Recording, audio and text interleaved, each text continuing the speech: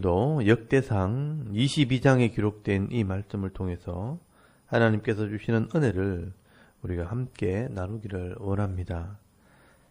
이 역대상 22장에는 하나님과의 관계를 회복한 이 다윗이 이 성전 건축을 위한 준비를 하는 모습이 기록이 되어 있습니다. 어떻게 보면 이것이 다윗의 마지막 사명이라고 할 수 있습니다. 먼저 1절 말씀에 보시면 다윗이 성전을 지을 위치를 지정을 하게 됩니다.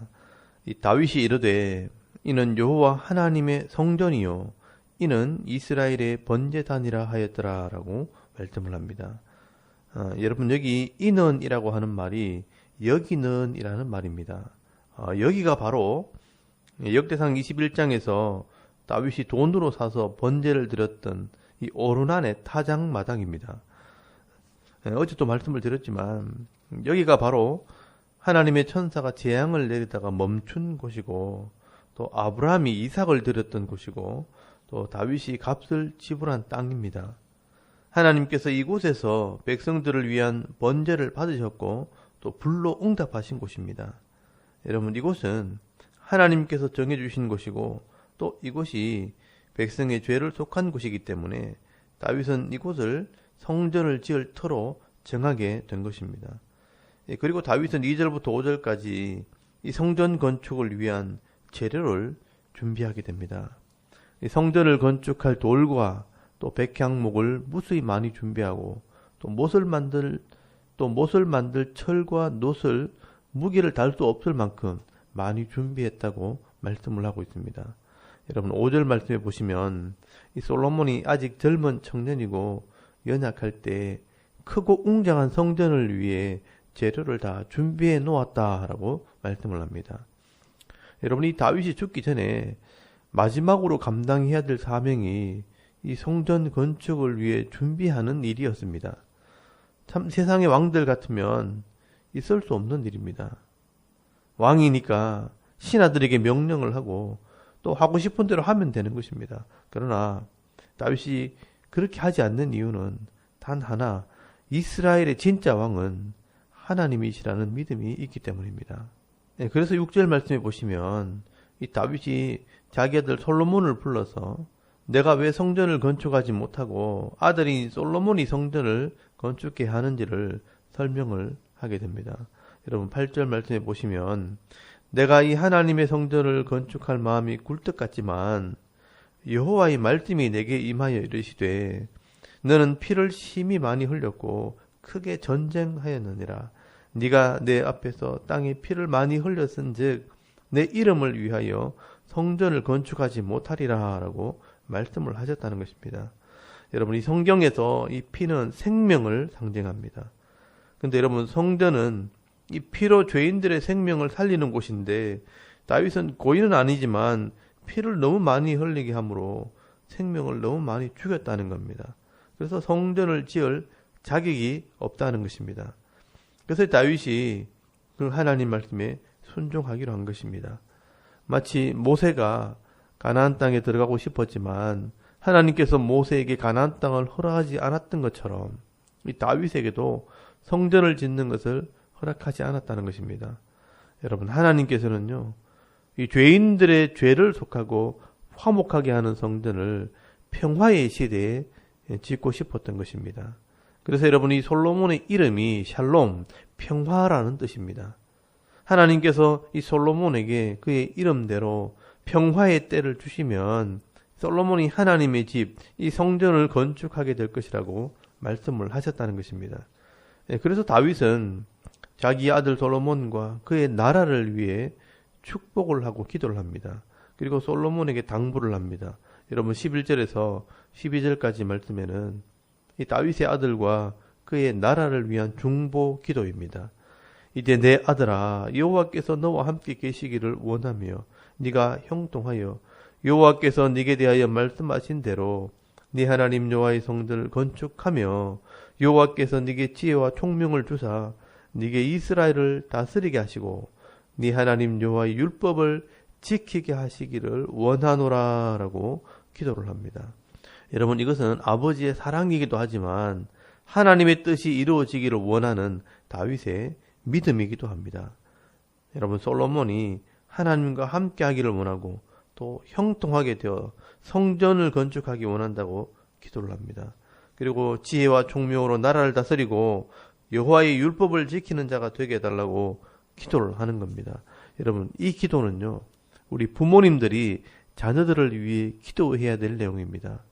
하나님께서 우리 자녀들에게 주신 사명이 있을 텐데 이 사명 감당하도록 지혜와 총명, 이 통찰력을 주셔서 하나님 말씀을 따라 순종하는 자가 되도록 기도해야 할 것입니다. 그래야 하나님이 지켜주십니다. 그리고 여러분, 다윗은 솔로몬에게 부탁을 합니다. 13절 말씀은요, 아버지 다윗이 아들 솔로몬에게 당부하는 말씀입니다. 그때에 솔로몬이 왕이 되었을 때 네가 만일 여호와께서 모세를 통하여 이스라엘에게 명령하신 모든 규례와 법도를 삼가 행하면 형통하리니 강하고 담대하여 두려워하지 말고 놀라지 말지어다 라고 말씀을 합니다. 여러분, 이것은 다윗의 경험에서 나온 권면입니다. 네가 왕이 되었을 때 하나님께서 주신 사명을 잘 감당하기 위해서 모세를 통해서 이스라엘에게 주신 모든 규례와 법도 바로 레위기 말씀을 말하는 것입니다. 여러분, 언약의 말씀으로 준 이 계약서대로 하나님께서 복을 주시고 재앙을 내리시기 때문에 그 율법을 삼가 행하라, 신중하고 주의 깊게 살펴서 행하면 하나님께서 반드시 형통하게 하신다는 것입니다. 그것을 위해 강하고 담대하고 두려워하지 말고 놀라지 말라라고 말씀을 합니다. 여러분, 다윗은요, 자신이 이 말씀대로 행함으로 하나님의 보호와 하나님의 은혜를 체험했기 때문에 이런 권면을 할 수 있는 것입니다. 그리고 여러분, 14절에서 16절까지 말씀에는 이 다윗이 준비한 재료들을 소개를 합니다.